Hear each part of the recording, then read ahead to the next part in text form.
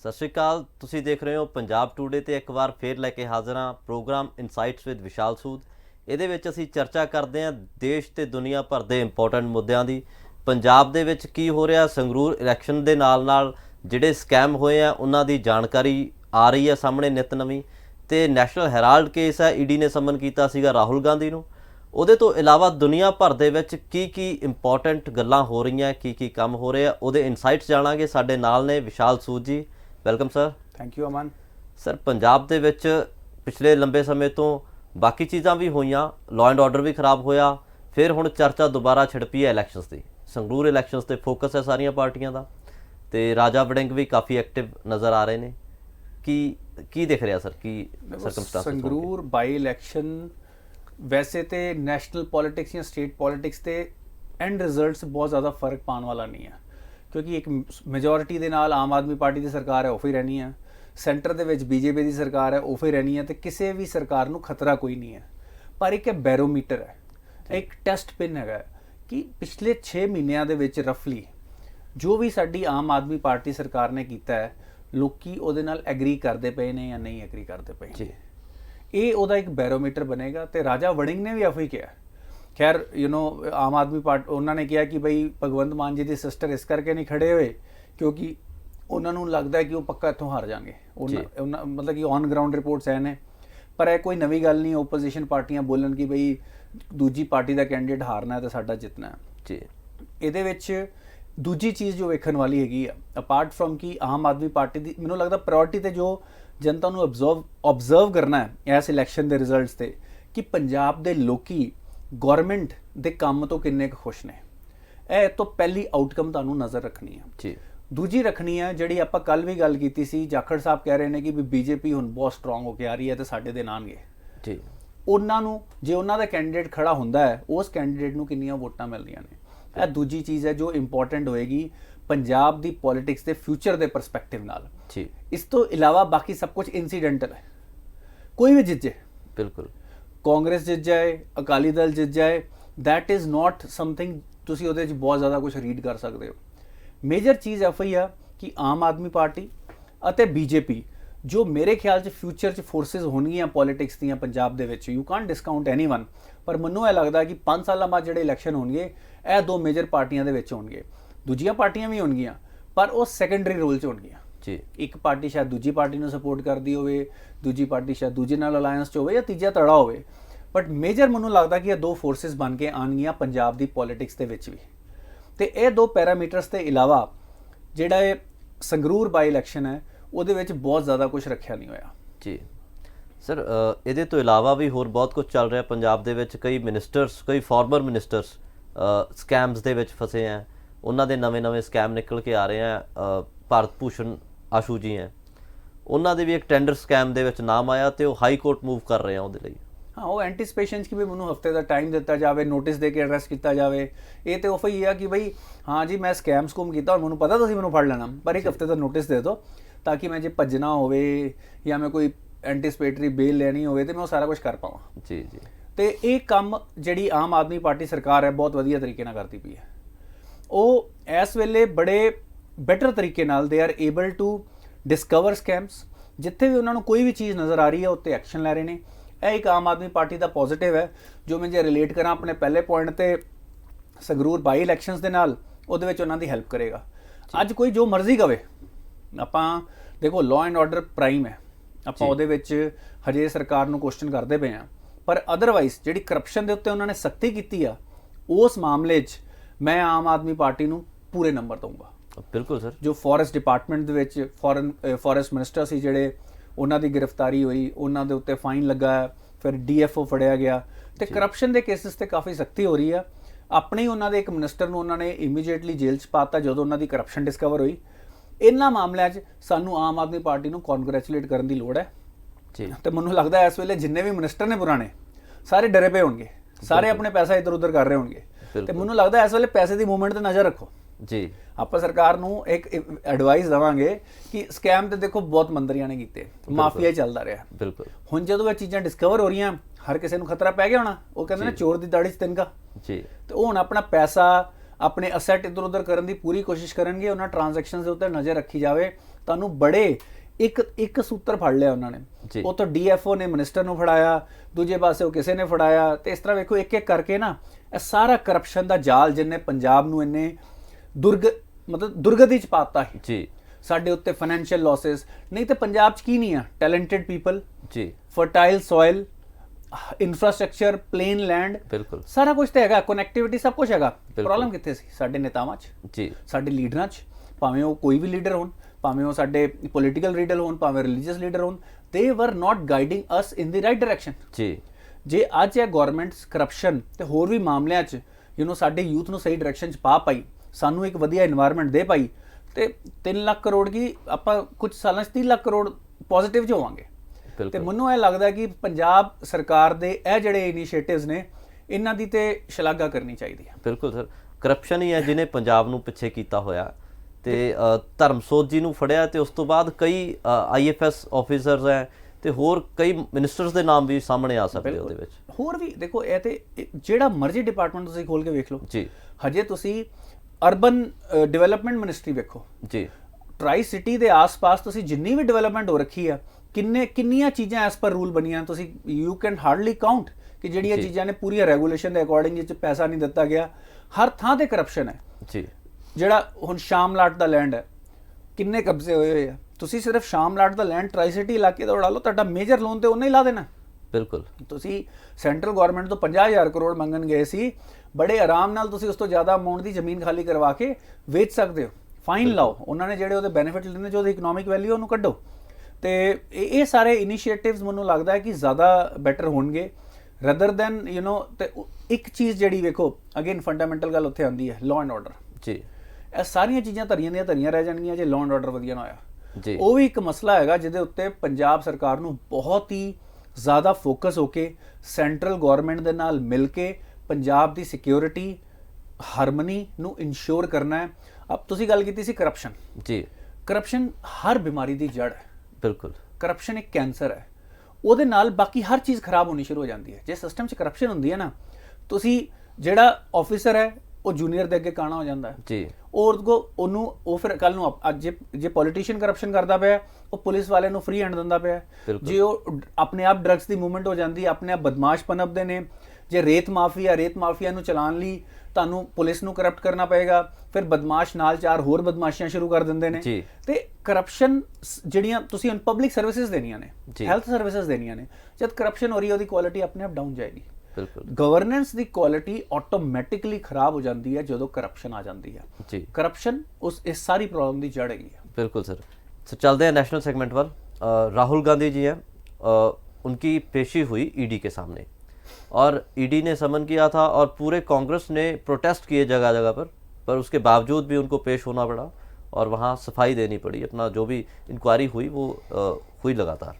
देखो, ये हमारे देश की पॉलिटिकल हिस्ट्री में एक नया अध्याय है जी, कि जब गांधी फैमिली के लोगों को ईडी के सामने पेश होना पड़ रहा है।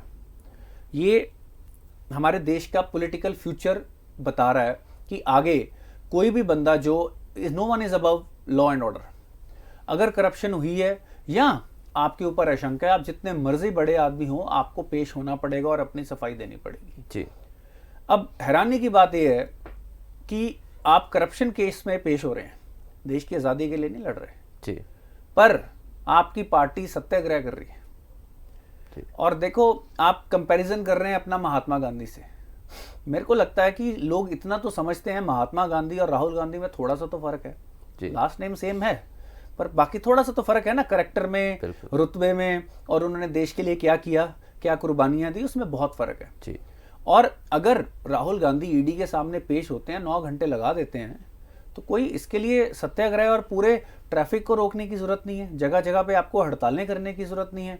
अगर वो he is a powerful man, लोग जितना मर्जी उसको बेचारा समझें जी, पर he is a powerful man. अगर वो ईमानदार होंगे, अगर कोई करप्शन नहीं होगी, तो कोर्ट से निकल के आ जाएंगे। उनके पास बेस्ट लॉयर हैं, सारे बेस्ट लॉयर तो उनकी पार्टी के मेंबर ही हैं, जो सुप्रीम कोर्ट के सारे महंगे महंगे लॉयर हैं। हाँ, कपिल सिब्बल जी अब छोड़ के चले गए हैं, पर सारे बेस्ट लॉयर तो उनकी पार्टी के मेंबर ही हैं जी। तो उनको डरने की क्या जरूरत है, अपना पक्ष रखें, सारी कागजी कार्रवाई से प्रूव करें, और अगर वो ईमानदार होंगे तो डेफिनेटली बाहर आ जाएंगे जी बिल्कुल सर। सर रुकते हैं एक छोटे से ब्रेक के लिए, फिर चर्चा जारी रखेंगे। आप भी देखते रहिए पंजाब टुडे।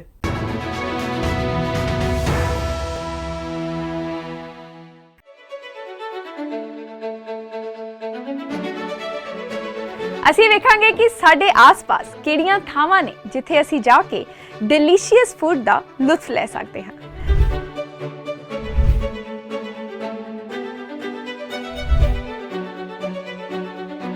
ਨਾਲ ਹੀ ਦੱਸਾਂਗੇ ਇਹਨਾਂ ਥਾਵਾਂ ਦੀ ਖਾਸੀਅਤ, ਕਿੱਥੇ ਲਾਈਵ ਬੈਂਡ ਹੁੰਦੇ ਨੇ, ਕਿੱਥੇ ਚੱਲਦੇ ਨੇ ਲੇਟ ਨਾਈਟ ਡੀਜੇ।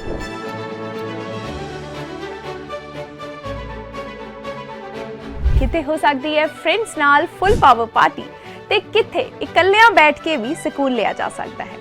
ਗਲੀ ਦੀ ਨੁੱਕੜ ਦੀ ਦੁਕਾਨ ਤੋਂ ਲੈ ਕੇ 7 ਸਟਾਰ ਫੈਂਸੀ ਰੈਸਟੋਰੈਂਟਸ ਅਤੇ ਕੈਫੇ ਤੱਕ ਸਭ ਕੁਝ ਮਿਲੇਗਾ ਫੂਡ ਮੂਡ ਵਿੱਚ। Punjab today food mood with Gurleen.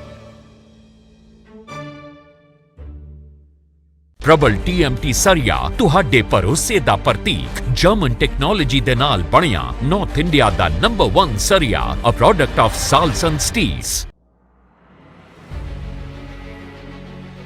ਸਿਆਸਤ ਵਿੱਚ ਆਇਆ ਕਿਹੜਾ ਬਦਲਾਅ ਤੁਹਾਡੀ ਜ਼ਿੰਦਗੀ ਨੂੰ ਕਿਵੇਂ ਪ੍ਰਭਾਵਿਤ ਕਰਦਾ ਹੈ?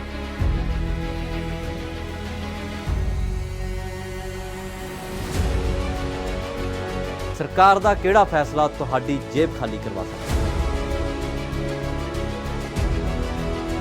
ਕਿਹੜੀ ਪਾਲਿਸੀ, ਕਿਹੜਾ ਕਾਰੋਬਾਰ ਲੱਖਾਂ ਲੋਕਾਂ ਦੀ ਜ਼ਿੰਦਗੀ ਨੂੰ ਕਿਵੇਂ ਬਦਲਦਾ ਹੈ?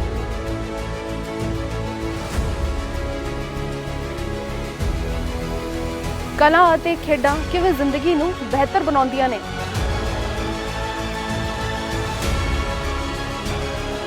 ਜਾਣੋ ਉਹ ਜੋ ਜ਼ਰੂਰੀ ਹੈ। ਪੰਜਾਬ ਟੁਡੇ, ਹਰ ਖਬਰ ਤੁਹਾਡੀ ਨਜ਼ਰ। ਰਾਜ, ਦੇਸ਼ ਅਤੇ ਦੁਨੀਆ ਦੀ ਹਰ ਜਾਣਕਾਰੀ ਲਵੋ punjabtoday.com।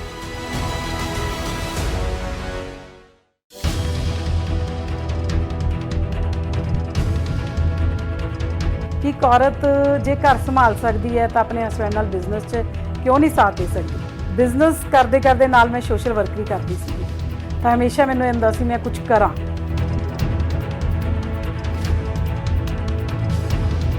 ਮੇਰੇ ਪਰਿਵਾਰ ਨੂੰ ਬਹੁਤ ਜ਼ਿਆਦਾ ਨੀਵਾਂ ਦਿਖਾਉਣ ਦੀ ਕੋਸ਼ਿਸ਼ ਕੀਤੀ। ਚੀਜ਼ ਨੂੰ ਜਿੱਦ ਫੜ ਕੇ ਮੈਂ ਰਾਜਨੀਤੀ 'ਚ ਅੱਗੇ ਵਧਦਾ ਗਿਆ। ਮੇਰੇ ਪਰਿਵਾਰ ਨੂੰ ਬਹੁਤ ਵੱਡੀ ਇੱਕ ਮੁਸੀਬਤ ਦੇ ਵਿੱਚ ਫਸਾ ਕੇ ਮੇਰੇ ਫਾਦਰ ਦਾ ਮਰਡਰ ਕਰਨ ਦੀ ਕੋਸ਼ਿਸ਼ ਕੀਤੀ ਗਈ। ਉਹਨੂੰ ਦੇਖ ਦੇਖ ਕੇ ਮੈਂ ਰਾਜਨੀਤੀ ਵਿੱਚ ਆਇਆ। ਉਸਨੇ ਮੇਰੀ ਡਾਕਟਰ ਤਾਂ ਅਸੀਂ ਹੈ ਹੀ ਔਰ ਡਾਕਟਰ ਹੀ ਰਹਾਂਗਾ, ਡਾਕਟਰ ਹੈ ਵੀ ਤੇ ਰਵਾਂਗੇ। ਆਪਣਾ ਪ੍ਰੋਫੈਸ਼ਨ ਤਾਂ ਜ਼ਰੂਰ, ਜਿਸ ਕਰਕੇ ਇੱਥੇ ਪਹੁੰਚੇ ਹਾਂ, ਉਸ ਪ੍ਰੋਫੈਸ਼ਨ ਨੂੰ ਜਿਹੜਾ ਛੱਡਣਾ ਬੜਾ ਔਖਾ।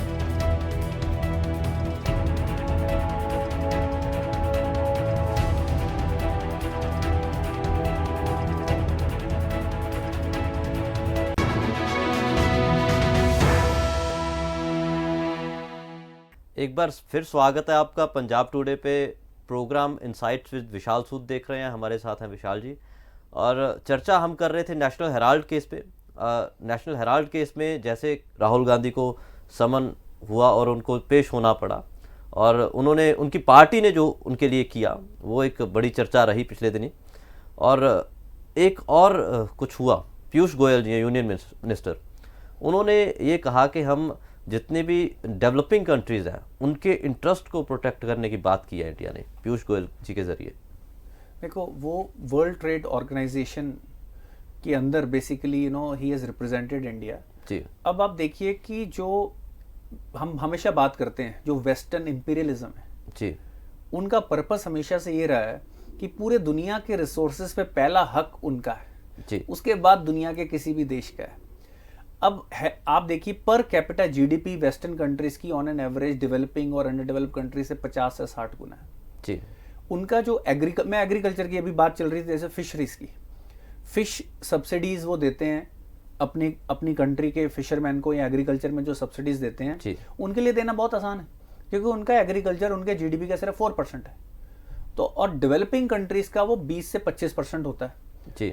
उसके कारण उनकी थोड़ी सी सब्सिडी उनके एग्रीकल्चरिस्ट को प्रोटेक्ट करती है, उनको इनपुट सब्सिडीज मिलती हैं, सारी सब्सिडीज मिलती हैं, और वो कम रेट पे पूरी दुनिया में वीट सप्लाई कर सकते हैं। और उसके कारण दूसरे देशों में जो फूड प्रोडक्शन अपने आप कम होनी शुरू हो जाती है और उनकी फूड सप्लाई पे रिस्क आ जाता है। Secondly, they can afford to hold it, basically वो स्टोरेज बहुत ज़्यादा लेवल पे रख सकते हैं अपने देशों में, उनके पास जगह भी ज़्यादा है, स्टोरेज फैसिलिटीज़ भी ज़्यादा है। गरीब देशों में ये नहीं होता है। इस बार ये जो कोविड आया और उसके बाद ये जो यूक्रेन क्राइसिस है, इसने बता दिया कि कितनी डिस्पैरिटी है, गरीब देश कितने रिस्क पे हैं। तो वर्ल्ड ट्रेड ऑर्गेनाइजेशन की जो पॉलिसीज़ हैं वो प्रो रिच कंट्रीज नहीं होनी चाहिए। अब मैं फिशिंग के ऊपर विवाद चल रहा है इस वक्त कि इंडिया से जो फिशिंग होती है, जो फिश प्रोडक्शन होती है, उसको जो एक्सपोर्ट किया जाता है, उसके ऊपर being a developing country certain उनको बेनिफिट मिलते हैं ताकि वो एट पार आ पाए। बट जो वेस्टर्न कंट्रीज हैं वो डीप सी फिशिंग करते हैं, जो इकोलॉजी के लिए भी खराब है, और वहां पे बहुत ज्यादा फिशिंग अमाउंट आ सकती है, जो then it's not a fair game. तो पीयूष गोयल जी का स्टेटमेंट बिल्कुल एक्यूरेट है कि अगर वर्ल्ड ट्रेड ऑर्गेनाइजेशन आपने बनाई है तो आप ये रूल नहीं बना सकते कि भाई जो सिर्फ और सिर्फ वेस्टर्न कंट्रीज को फेवर करें जी। आज आप एक सर्टेन लेवल पे हैं, एक गरीब देश अलग लेवल पे हैं, आप ये कह रहे हो कि आप अपनी एनर्जी कंजम्पशन कम कर दो। अब जिस देश के आधे लोगों को या 30% लोगों को पूरे दिन की कैलोरी अमाउंट जो खाने के लिए चाहिए वही पूरी नहीं मिल रही, आप उनको कैसे कह सकते हो कि आप अपनी कैलोरी कंजम्पशन या एनर्जी कंजम्पशन कम कर दो जी। वो लोग तो अभी भी पैदल चल रहे हैं, पैदल जाके पानी निकाल के ला रहे हैं, 2 वक्त की रोटी मुश्किल से खा पा रहे हैं जी। और आप बोल रहे हो जी हम सब आज से बताऊं क्या करेंगे। लेट सपोज कि आपके पास इतना पैसा है, आप हर रोज के 1 लाख रुपए खर्च कर रहे हो जी। मेरे पास हर रोज का सिर्फ 1000 रुपए है, जिससे मेरे घर की दाल रोटी भी नहीं चल रही है जी। आप ये कह रहे हो कि हम सारे अपना खर्चा आधा कर देंगे जी। अब 1 लाख वाला आधा करेगा, उसके लिए तो हेल्दी है जी। अब मैं अगर आधा कर दूंगा, मैं तो भूखा मर जाऊंगा। बिल्कुल यही अनफेयर प्रैक्टिस आज की डेट में वेस्टर्न कंट्रीज कर रहे हैं। वो अपनी सारी जो अनहेल्दी इंडस्ट्रीज हैं उन्होंने डेवलपिंग कंट्रीज चाइना और इंडिया जैसे देशों में दे रखी हुई हैं जी। और वो हमें ये कह रहे हैं कि आप अपनी कंजम्पशन ग्रीन, हम क्लाइमेट में हम सब इकट्ठे हैं, क्लाइमेट में इस वक्त तो हम सब इकट्ठे हैं, पर हमें इस क्लाइमेट की ये जो प्रॉब्लम है, जो क्लाइमेट डिजास्टर है, उसमें धकेला तो आपने है। बिल्कुल आप कई सौ सालों से कोल यूज कर रहे हैं, आपने हमारी भी कोल पे डिपेंडेंसी बढ़ा दी है। और अब आप जब ट्रेड एग्रीमेंट करते हैं, जब आपके पास बेटर टेक्नोलॉजी है, पैसा है, रिसोर्सेज है, अब आप कहते हैं कि अब हम बराबर में करेंगे। सो ये जो बराबरी है ये फेयर नहीं है, ये इक्वल तो है पर ये इक्वालिटी नहीं है। बिल्कुल सर, इसके अलावा जो भारत में प्रोटेस्ट हो रहे हैं पूरे देश भर में, नुपुर शर्मा का एक कमेंट था, उसको लेके चर्चा हुई, पूरे दुनिया भर में चर्चा हुई, उसकी निंदा भी की गई। बीजेपी ने उनको पार्टी से भी निष्कासित कर दिया। अब उसके खिलाफ प्रोटेस्ट पे प्रोटेस्ट होते जा रहे हैं और प्रोटेस्ट वायलेंट हो रहे हैं। देखो किसी भी आप हर धर्म की बेसिकली आप करिए, रिस्पेक्ट करिए, आप हर धर्म की रिस्पेक्ट करिए। हम ये आइडियली सबको कह सकते हैं जी, पर लोग आप देखिए नास्तिक भी होते हैं जी। अभी एक यंग मुस्लिम बच्चे ने नुपुर शर्मा की सपोर्ट में एक ट्वीट लिख दिया या एक मैसेज लिख दिया सोशल मीडिया पे। अब लोग उसके घर पे उसको मारने आ गए। ये तो पुलिस ने उसको गिरफ्तार किया जी, एक धारा के कि इन्होंने धर्म की निंदा की है। अब बेसिकली होता क्या है कि वो प्रैक्टिकली पर्पस था कि उसको बचा लिया जाए उस बच्चे को, वरना वो जो भीड़ थी उस बच्चे को भी मार देती। वो मुस्लिम समाज का ही बच्चा है जी। अब मैं ये पूछ रहा हूं कि क्या जैसे धर्म में आस्तिक होते हैं, नास्तिक होते हैं, तो क्या नास्तिक के लिए कोई जगह नहीं है? क्या नास्तिक को मार दिया जाएगा? क्या अब सारी दुनिया सिर्फ धर्म पे चलेगी? हर किसी का व्यू है। अगर कोई कहता है कि भाई ये किसी धर्म के व्यूज गलत हैं, तो उसके लिए भी स्पेस होनी चाहिए ji, right? Why can't we be tolerant? अगर कोई कहता है कि भाई मैं इस बात से एग्री नहीं करता, ये जो मैसेज दिया गया है किसी भी धर्म में, कोई चाहे उस धर्म का बंदा हो चाहे दूसरे धर्म का बंदा हो, अगर वो कह रहा है कि मैं इस मैसेज से नहीं एग्री करता, why should that not be done ji. फिर बात आती है ह्यूमन डिसेंसी की जी। अगर मेरे कुछ कहने से किसी के सेंटिमेंट्स हर्ट होते हैं तो मैं उसको ना बोलूं, पर मेरे को डिसएग्री करने का बिल्कुल हक है कि भाई मैं धर्म में कही गई इस बात को बिल्कुल नहीं मानता जी। तो जो भी धर्म इस तरह से कट्टरपंथी में आएगा, वो धर्म के लोगों का नुकसान होगा जी। आज अगर किसी समुदाय के लोगों को इस बात से उकसाया जा सकता है और उनके यूथ को इस सिचुएशन में, इस माइंडसेट में है कि भाई जस्ट बिकॉज किसी एक बंदे ने, इग्नोरेंट बंदे, हम मान लेते हैं कि नुपुर शर्मा जी भी इग्नोरेंट है जी, उनको समझ नहीं है और उन्होंने गलत बात बोली है जी, उनकी पार्टी ने उनको निष्कासित कर दिया है जी। उसके कारण क्या कई हजार युवक पत्थरबाजी पे उतर आएंगे, उसके बाद जेलों में जाएंगे, क्या अपना सारा करियर रिकॉर्ड खराब कर लेंगे? जी। इसमें नुकसान किसका हो रहा है? लोगों का ही। और उस समुदाय के लोगों का नुकसान कर कौन रहा है? बीजेपी नहीं कर रही है, जी उसी समुदाय के लीडर कर रहे हैं।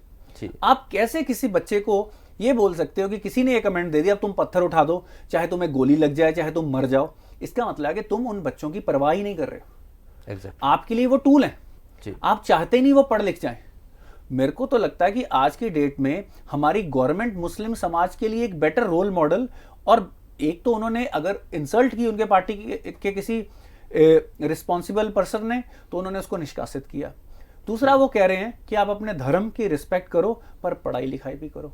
जी। आज मुस्लिम समुदाय किसी भी मैं अगर सोशल वेलफेयर इंडेक्स में देखूं, चाहे इकोनॉमिक वेलफेयर हो, चाहे हेल्थ हो, चाहे फैमिली, किसी भी एस्पेक्ट में अगर वो पीछे रह रहे हैं, उसका रीजन ये रहा है कि उन्हीं के नेताओं ने उनको पढ़ाई लिखाई से दूर रखा और उनको कट्टर बनाया। जी बिल्कुल। ये आज की डेट में मुस्लिम समुदाय को खुद से सवाल पूछना है कि who is the true well wisher for us. बिल्कुल। और हम तो ये चाहते हैं, देखो मुस्लिम यहाँ पे माइनॉरिटी नहीं है, वो सेकंड मेजॉरिटी है जी। और वो आज वो हमारे देश का पार्ट हैं, इसको कोई डिनाई नहीं कर सकता। उनकी और हमारी हेरिटेज सेम है और उनका इक्वल अधिकार है हमारे देश के ऊपर, बट इक्वल, राइट? आप जब मेजॉरिटी और माइनॉरिटी में चीजों को बांटते हैं तो आप अपने आप ही डिफरेंस क्रिएट करना शुरू कर देते हैं, आप लोगों के अंदर फियर फैक्टर क्रिएट करना शुरू कर देते हैं। बिल्कुल। आप इस वक्त जरूरत है इक्वल अपॉर्चुनिटीज की, पढ़ाई की एक्सेस की, राइट, लर्निंग की, और सबसे पहले नेशन की बात करने की, नेशनलिस्ट होने की बात ज्यादा इंपॉर्टेंट है इस वक्त। और रिलीजन हमारे अंदर, religion, you don't put religion on your sleeves, you don't wear religion on your sleeves, religion should be in your heart. Yes. तो ये डिफरेंस को आज हर समुदाय के, हर धर्म के लोगों को समझने की जरूरत है। पर जो धार्मिक नेता हैं, अगर वो ये बात करते हैं तो उनकी दुकान नहीं चलती। बिल्कुल। वो तो ये चाहते हैं कि आपके लिए सबसे इंपॉर्टेंट धर्म हो जाए। बिल्कुल। पर आप धर्म अपने मन में रखो और अपने देश को, नेशनलिज्म को आगे लेके जाओ।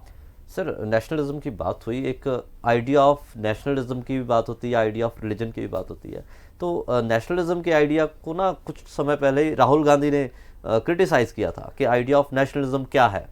काफी बार हमारे यहाँ पे सो कॉल्ड लिबरल्स, हमारे देश के अंदर जो नेशनलिज्म है उसको कई बार कंपेयर कर देते हैं कि जो हिटलर की नेशनलिज्म के साथ। It is a false idea.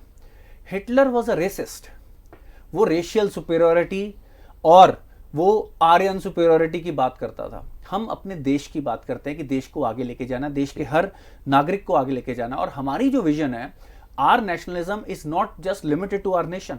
We are saying, अभी हम पीयूष गोयल के स्टेटमेंट की बात कर रहे थे, इट वाज फॉर एंटायर और developing countries and under developed countries. So हमारी जो नेशनलिज्म है, it is not based on exploitation, it is based on self reliance, sovereignty and helping others.